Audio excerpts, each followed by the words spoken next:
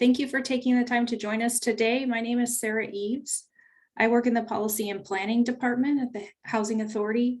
I, as well as several of my colleagues, are going to share information with you today about SAHA's plans for next year. And we'd really like to hear your feedback on that information so that we can make those plans better. The first part of the presentation today will provide some background information. And then after that, you will hear about specific program policy changes that are being proposed. We will also be posting any questions and answers that we receive through this process on our website. And at the end of this presentation, we will provide you with contact information so that you can send in your feedback through email, mail, or even submitting a survey.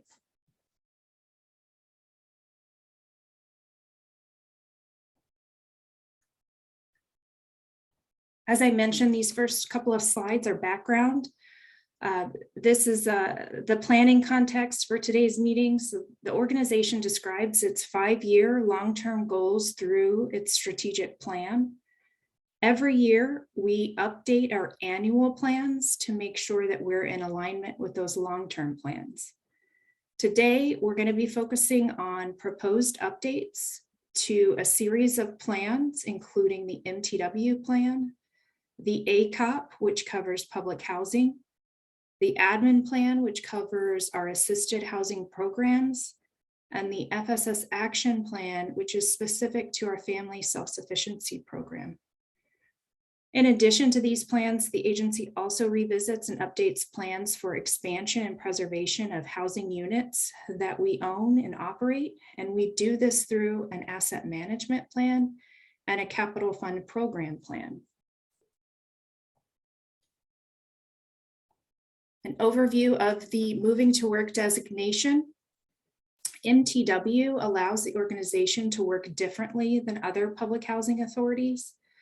This difference is experienced in 2 ways. The first is through what we call regulatory waivers, which essentially means that we can develop different rules that allow us to work better as a housing authority. The second is funding fungibility. This is a term that we use to describe the flexibilities that we have and how we use the funding that we receive from the Department of Housing and Urban Development. And that flexibility is borne out through our budgeting process. We have both of those flexibilities. And we are supposed to use those to leverage our funds and our waivers to further at least one of the 3 MTW objectives, which include cost efficiency and effectiveness, housing choice, and self-sufficiency. And this is an annual process that we go through every year. We submit the plans to HUD and they review them and approve them. Prior to submitting, we hold a public comment period that lasts for 30 days. We're in that right now. It started February 14th and will extend through March 15th. On your screen, you see a couple of ways to provide comments, and we will show this at the end of the presentation as well. You can email them to mtw@saha.org. You can mail them to Policy and Planning at Central Office, or you can submit comments online through a survey that's on saha.org/public notices. High-level view of our timeline here. As I mentioned, we're in the 30-day comment period. We will be having a public hearing on March 16th. Then we will bring these proposed changes to the board after we've considered all public comments and made adjustments as necessary. Then we will submit it to HUD, address any questions from HUD, and our hope is to initiate and implement the plans July 1st. So now we're going to get into some details of the MTW activities the agency is proposing this year in its MTW plan. The first is a change to an existing MTW activity. So again, an MTW activity is where we get to change the rules a little bit. This one is establishing a triennial recertification, which means families will be recertified every 3 years as opposed to every 2 or 3 years. And you'll hear more about that later in the presentation. The second change that the agency is proposing is to establish a new subsidy program in San Antonio that would run like public housing. It would be at new developments the agency is constructing, and it would include income-based rents, plus tenant protections and more equitable screening practices. And finally, for the MTW plan piece, the expansion and preservation plans that we have currently, we're hoping over the next 5 years to invest $23 million in capital repairs to extend the useful life of over 3,200 housing units. In our Beacon communities, the plans cover $22 million in repairs for over 4,000 units. We have over 4,000 units in a new construction pipeline, and we're hoping to add another 1,200 units. Those are in early planning and pre-development phases. This concludes the proposed changes under the MTW plan, and now I'm going to turn it over to Christine Patrick. I'm sorry, I'm going to turn it over to Moria. Thank you, Sarah. My name is Moria Atsil, and I'm with SAHA's Community Development Initiative Department, and I oversee a lot of the work that our Family Self-Sufficiency Program does. For those who aren't aware, our Family Self-Sufficiency Program, or FSS, is a completely voluntary 5-year program that does involve interactive and personalized case management. Currently, we are proposing to further define what it means to withdraw from the FSS program, and we have added some language to specify when a family is considered withdrawn from our FSS program. So currently, our practice is to wait 3 months for a response before terminating. So we are considering a family withdrawn when they either submit a written request to withdraw, or if they are not communicating with FSS staff. So our proposed language is that when a family fails to respond within 10 business days upon receipt of a certified letter from SAHA requesting the family contact FSS staff, then we would consider them withdrawn from our FSS program. As a note, FSS participants will be considered inactive if they don't respond to multiple outreach attempts. So this could be texts, phone calls, emails, even a home visit by FSS staff within 30 days. After that 30-day period, then our staff would move to send a certified letter, which would provide 10 additional business days to respond to FSS staff. We do understand that there might be extenuating circumstances which would prevent families from responding to FSS staff within a timely manner. So we are prepared to make exceptions for those extenuating circumstances, such as crises or an inability to pay phone or internet bills, which may have led to a delay in response. But the intent behind this change is to ensure that we're providing the best services possible and that we're able to maintain in communication with our families. Thank you, Sarah. We can go to the next slide. My name is Christine Patrick, and I'm going to be presenting the changes right now that are going to be taking place in both of the plans for the public housing program and all of the voucher programs, what we call assisted housing programs. So just as kind of an overview, I wanted to give you some background on how we made these changes. I'm going to keep this pretty high level, but just to let you know that what we have to keep in mind throughout the year as we're developing any updates in our policies, we need to keep in mind that we're accurately reflecting federal regulations, state regulations, and local law, that we are improving any problematic policies that we come across throughout the year, that we are eliminating any redundancies or contradictions, just making our plan as clear as possible, reducing unnecessary resource expenditures, so making sure that we're making the most out of our funding, and accommodating the needs of all of our families and landlords. This is just a bit wordy, but what this slide is telling you is that we are required to take all of the guidance that HUD sends us and put that into our policies.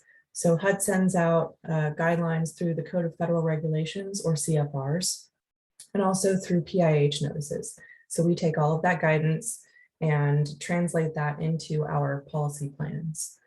We have to interpret the language that they have in those plans. If they say that we must do something, then that's something we have to do. But if they say that that's something we may do, the Public Housing Authority may do XYZ, then we have some options there, and we can take a look at interpreting that policy specifically for our agency. And we also just have to make sure that we're complying with all of those HUD regulations. Everything is clearly defined and unambiguous.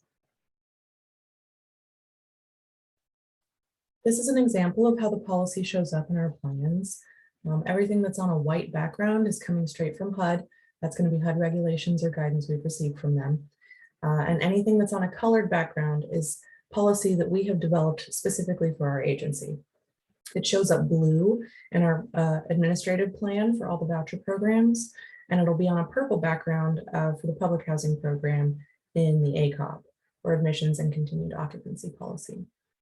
Anything that shows up on a green background in both of the plans is going to be policy that we have created to align with our MTW activities. If you see any of the changes later on in this presentation, as they are shown in our actual policy, those changes are going to be shown in red text. If there is a strike through, that means that we are removing that language. If it is underlined, then we are adding that language. Okay, so these are going to be the changes that apply to both public housing and our voucher programs. We went through a series of work group meetings and called in some experts to review a screening criteria grid that we created a few years ago for how we can screen applicant families for their criminal history. We went through a lot of work in the beginning to create this grid, and we have been able to identify some areas that we needed to clarify or work on in that time. So these changes that we're making, we have tried to keep in mind that we want to be equitable for our applicant families, make sure that we are treating everyone fairly and admitting anyone onto the program who has shown that they are working to be in the program. So what we've done is clarified some distinctions between misdemeanors and felonies to be much more clear about what we're screening for there when it comes to violent criminal activity and drug-related criminal activity. Felony offenses carry a longer look-back period. So for example, when we have an applicant family coming on, we're looking further into their history for felony offenses, for more serious crimes that they have been convicted for. We have also removed minor infractions from the screening criteria grid, including denying for a pattern of miscellaneous misdemeanor offenses and single convictions for driving under the influence and misdemeanor drug possession charges. I'll give you some examples on the following slides. So this is what that screening criteria grid looks like in the plan. You can see the changes that we are making in the red text. We have added felony to some of these items to distinguish that it needs to be for a felony if we are going to deny for that. And that is in the 7-year column. So that means that we're looking back 7 years into that family's history. We've also added aggravated assault to clarify between aggravated assault and regular assault. And we've added to the 5-year column assaults for misdemeanors that are misdemeanors and misdemeanor deadly conduct. On this slide is another example of changes we're making to the grid. You can see that we've moved over driving under the influence if 2 or more convictions to the 3-year column. So we really have just wanted to make sure that we're being as clear as possible about the types of crimes that we're looking for and how far back. And then here in our work group meetings that we had with those experts we called in, they noted for us that there were items that really needed to be further clarified. So for example, in that 7-year column, we have human trafficking. We also needed to identify human smuggling. So that was added to the grid as well. We've also added abandoning or endangering a child. So any of these items are things that we can deny a family for if they're coming onto the program. Keep in mind that's convictions only. So this change that's going to be happening in both public housing and our voucher programs is what Sarah had mentioned earlier in this presentation, that everyone is, all of our families are going to be moved to what's called a triennial recertification schedule. So currently our families are either on a biennial schedule, meaning that they will be recertified every 2 years, or triennial every 3 years. Folks who are on a triennial schedule right now are families that have been designated as elderly or disabled and on a fixed income. But in the spirit of transparency, COVID-19 has had a lot of difficulties come along with that. Our staff have had a lot of families that needed to recertify due to changes in their income or other changes that were taking place. And to alleviate that staff burden and make sure that we are able to serve everyone efficiently, we're moving everyone to that triennial recertification schedule to make sure that we are able to get to them, recertify everyone as efficiently as possible and also accurately. These changes are going to be only in the ACOP, so affecting only the public housing program. We updated this section regarding the unit size and how we determine that when a family comes onto the program to align with the policy that we have in the admin plan with all of the voucher programs. So what we've added here is that when a child is anticipated to be in the family or in the unit in the future, we need to have some documentation on that. Also, if it's going to be for foster children, we're only going to be updating the bedroom size if that child will be in the unit for more than 6 months. If they will be in the unit for less than 6 months, we will not be making any changes on our end. And for children who are anticipated to be in the unit from a pregnancy, for example, we would just need supporting documentation, such as a letter from the doctor or a birth certificate if it just happened, to indicate to us that we need to change that bedroom size. So this policy is being updated to align with Texas Property Code. Our current policy right now is that we are providing residents with a notice of any charges that they may be charged after they move out within 10 business days. But Texas Property Code allows for 30 calendar days. So if that's still being disputed or discussed, or that process is dragging out for any reason, we have just updated this to be a little more lenient of a policy to allow SAHA to provide that notice within 30 calendar days instead. This policy on occupancy standards transfers is being updated to the benefit of our current families. So currently what we have in our policy is that if there's a change in the family composition, so say that we're adding 2 folks into the family and they no longer qualify for the number of bedrooms that they have in their unit, we would require them to transfer to a unit that accommodates all of the family members. This was creating some burdens on staff and also families, and it's not something that HUD requires us to transfer for. So we have updated the policy to just make that something that we can transfer the family for in the event of health or safety concerns. So if we have any legitimate concerns about the family's health or safety, then we may require that transfer. Otherwise, if the family is safe, everyone is happy with that unit, then they can stay in that unit, even if it does not meet occupancy standards. This one is a clarification essentially for our staff. For those folks who are in the Jobs Plus program and also participating in Earned Income Disregard, which is a different calculation for their rent calculations, we just need to be notified anytime that family participating in that program experiences an increase in their income or any change in their income at all. So this was not previously noted for those Jobs Plus Earned Income Disregard families in our policy, and this was just added to make it very clear to everyone. And that concludes the ACOP changes. This is also going to be a presentation of changes to the public housing lease.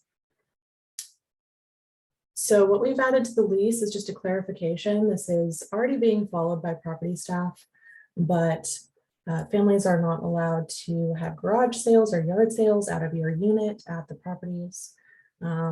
So that can also take place with any of the properties that choose to have garage sales property-wide. They need to obtain a city permit prior to that happening. If you would like to have any yard sales or garage sales at your community, please contact your property office and they can coordinate that for the property. What we've added here was a clarification to note that we, at all of our communities, prohibit the display or use of legal firearms. The lease has up to this point addressed illegal firearms, but we wanted to also make it clear that just for the safety and comfort for all of our residents, displaying or using legal firearms on SAHA communities is prohibited. We've also added a section to detail the process for families that are public housing communities requesting an informal conference if they have any issue that needs to be discussed with property staff. So this could be anything regarding, say, you want to dispute your rent calculation or have any sort of grievance that you want to discuss with property management, you can request that informal conference. And if the informal conference ends and the decision is provided and you still would like to dispute that decision, then from there you can request an informal hearing. We've just updated all of this language to have that full process in there and also clarify that you can request an informal conference, not just for items that are pertaining to your housing assistance termination, but for anything that could be considered an adverse action. We're updating the amounts for pet deposits and unauthorized pet fees. Currently, that amount has been $200, and we are changing that to $150. So that amount is being decreased. So pet deposit amount will be $150. A repayment agreement can be set up for that amount. The down payment would be $50 with two $50 monthly payments thereafter, up to the total of $150. And then if SAHA becomes aware of any unauthorized pets, the unauthorized pet fee will be $150 as well. And that concludes all the changes for public housing. Hello, everybody. My name is James McKenzie. I'm a policy analyst and I work in the assisted housing programs for the administrative plan. And today I'm going to be reviewing some specific administrative plan proposed changes. The first proposed change is a moving to work policy, which is going to increase a voucher's payment standard to the most recently approved amount after processing an approved request for rental increase. So please let me break this down a little bit. A payment standard is the maximum monthly assistance payment as determined by HUD, and it's approved by SAHA for fair market rents within specific zip codes. So when SAHA moves to increase the payment standard in a given year, with this policy, the increased payment standard can now be applied to a family's voucher in between their triennial recertifications instead of having to wait till the family's next regular reexamination. So this will be particularly helpful as SAHA is moving to a reexamination schedule of 3 years for all families. That can be a significant amount of time in between applying an updated payment standard to a family's voucher.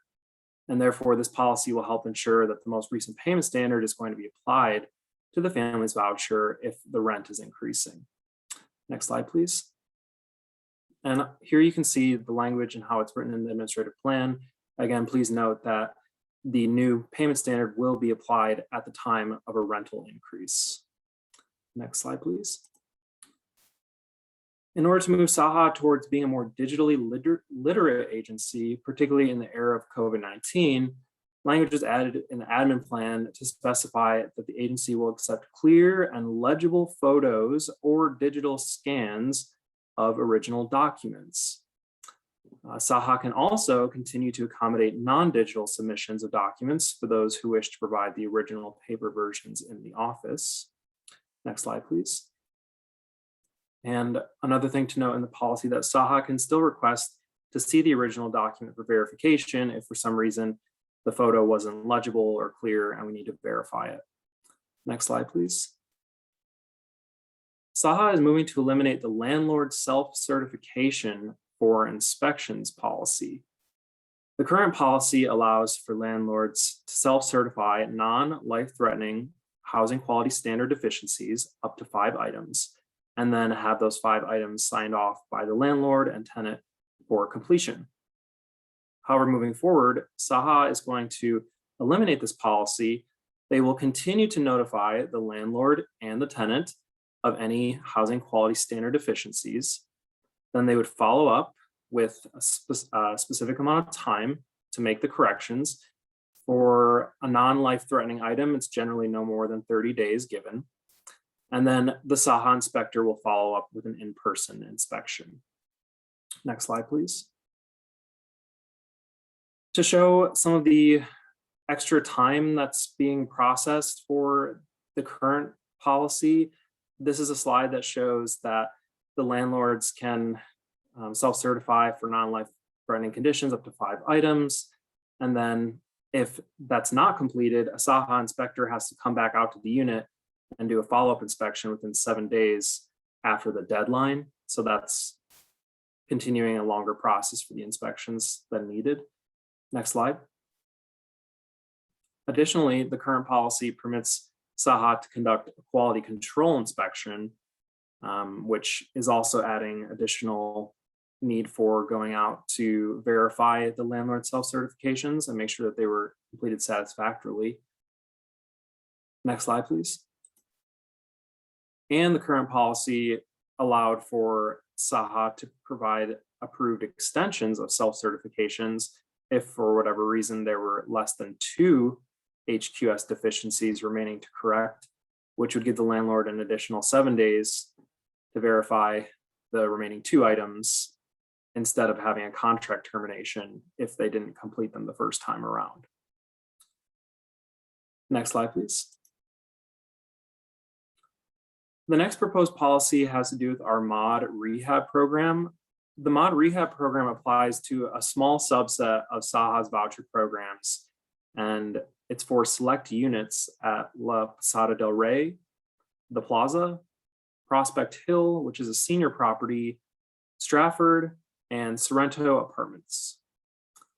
Moving forward, if there is a case in the mod rehab program that falls under the Violence Against Women Act definitions, Saha will offer the family a tenant-based voucher and follow the expedited move process, which is already detailed in the emergency transfer plan for the Housing Choice Voucher Program. Next slide, please. This slide is showing the language that we adopted for the mod rehab program. It's found in the emergency transfer plan, and you can see that if there is a VAWA case in mod rehab, they will be offered first a housing choice voucher. Next slide, please. The Move On program is a set aside tenant voucher program with one of our local partnering agencies. It provides 40 tenant-based vouchers for families currently residing in permanent supportive housing. Our partnering agency that we work with is South Alamo Regional Alliance for the Homeless, also known as SARA. The new policy language that we're proposing here would expand the definition of the program requirements to not only be for permanent supportive housing, but to also include rapid rehousing, which is another type of housing initiative that Sarah offers. And so that would allow us to get more of their clientele onto our housing choice voucher program through expanding the definition for including rapid rehousing. And here you can see how rapid rehousing has been added to the language for this MTW activity. And with that, I'll pass it off to the next person. Thank you.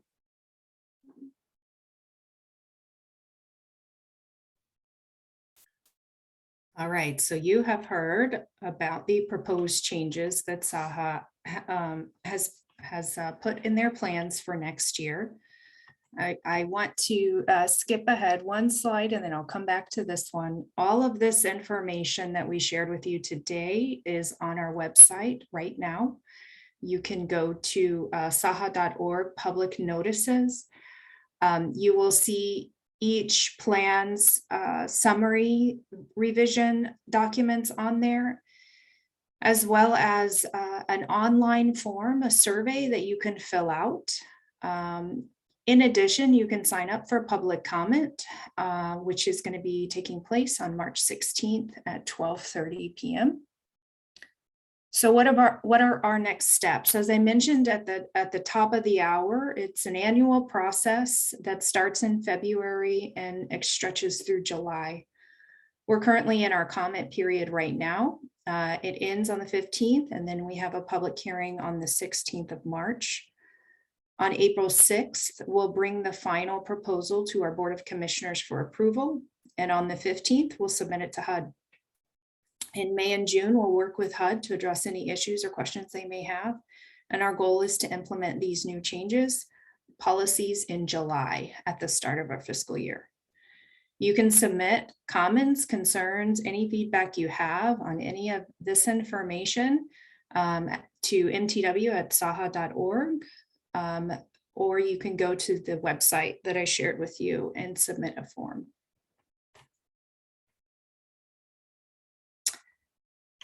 And here is the contact information again. Questions, feedback, we'd love to hear from you. Email us at mtw@saha.org. Thank you.